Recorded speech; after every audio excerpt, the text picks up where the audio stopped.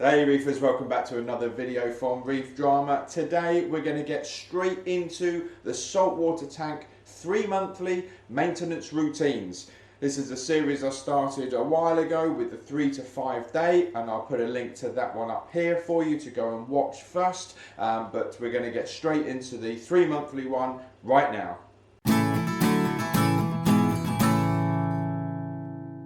Alright then guys, so this 3-monthly maintenance routines is all going to be based around cleaning out the sump. So I've got the wet and dry hoover here, hopefully you can see that. I've also got a couple of extra things, so I've got a jug here which I'm going to be putting the filter floss in that's going to get thrown away, and then I've also got my dedicated washing up bowl, which is what the cheato will go into, and also like the skimmer cup, just so as I can get rid of most of the stuff out of the sump as much as possible. There's a couple of little bits of live rock and stuff in there, so I'm going to hoof those out, put that into this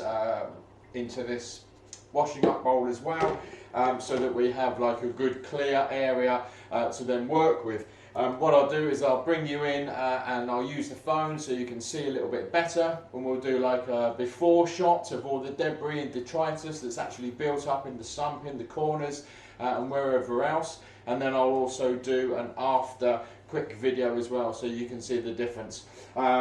Now remember, when you're using your wet and dry vac or hoover, always make sure that you know how many litres of water it actually takes out. And make sure then that you've obviously got that new salt water prepared and ready. I've already got 50 litres in the garage waiting to be pumped back into the tank, and what I'm going to do is pump it into the tank itself and then just let it kind of trickle down the overflow and fill up the sump that way. Now I have already done a video dedicated on how to get your water out of the sump, using a few different methods, but one of the different ways is just using a piece of hose just to siphon it out. Now if you haven't already seen the video, or if you're not sure how you can actually get away with siphoning water out of a sump that's so low to the ground already, then I'll stick a video up here and then you can go and have a little look at that. Today I'm not going to use the siphon sort of thing. I'm going to go straight for the hoover and get the job done as quick as possible. This is a bit of a beast. It's got a couple of different power options on here, so I'm going to use the low power one, but even then it's still going to be pretty quick. So let me get on with getting all this out of here as much as I can and shutting everything else down, and then I'll do the video of what it looks like at the moment on the phone. So I'll be right back. Okay, so hopefully you can sort of see, but this is just a bit of a quick video just on the phones. It's the only thing I can really get in here now, and you can see all the debris, detritus that's all the way across the front sort of section of the sump. This is where the skimmer is normally sat, and then under these sections here, this is where the 4 filter socks are. Now the skimmer is obviously in the way at the moment, so if I try and lift this up and out a little bit, and we'll go on the other side, and then again down in this section, this is the refugium, so you can see the Tunze light there, the white Tunze light. Again, all the debris, detritus in the bottom, and then moving across to where the return pump is. It's the J Bauer 10,000 litre per hour, and also I've got the other J Bauer 4,000 litre per hour pump in there, which runs the manifold, which is just up there, and you can see I've got the 2 reactors on the back there. But for today it's all about giving all of this a good clean out. So what I'm going to do is I'm going to try and balance this on the back somewhere like that. That will then give me access to the front portion of the sump, and we'll start sucking all the water and all that debris out with it. Right, so here you can see, just got the hoover out, just starting to take all the water out, and obviously it goes quite quick, so therefore it also fills the hoover up pretty quickly, and you've got to keep stopping, unplugging it, taking it all the way outside, tipping it all out, coming back in again, plugging it back in, and then continuing on sucking some more of the debris, detritus and water out of the sump. Now, because obviously of what's involved in doing this, you do need to make sure that you have the amount of time spare to be able to do this from start to finish, and the last thing you want to do is obviously have to stop when you're midway through doing this. So yeah, here we go, pretty much finished now, and we'll have a look what it's like. Right then guys, there we go.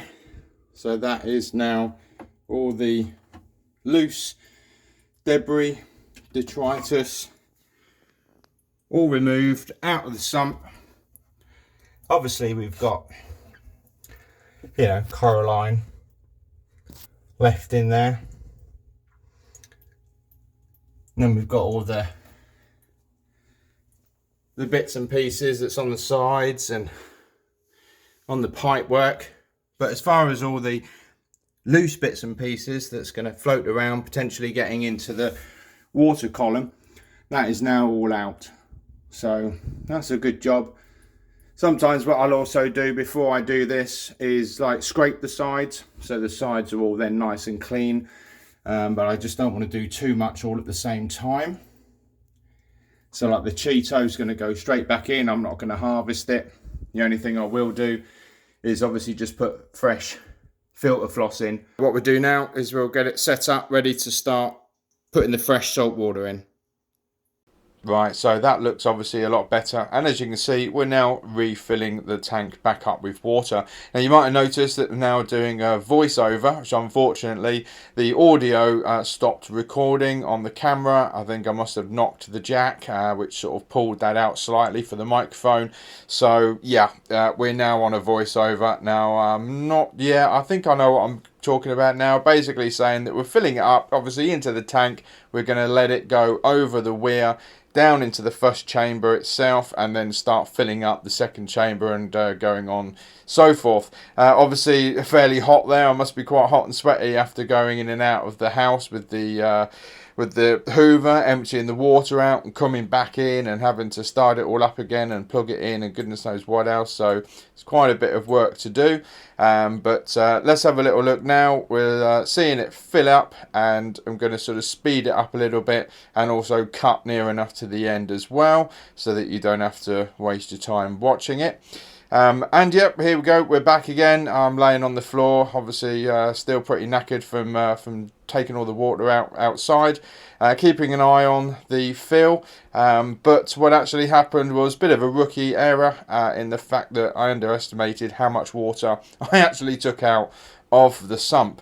Now quickly, I suppose I had to put the cheato back in, and also the max spec nanotech bio balls, and you know, whatever else, the bits of live rock, quickly back into the sump, shut everything down except for leaving the wave maker on, and obviously the heaters, make sure the sump heater was submerged, and I had to shoot out, didn't I, and get some salt water.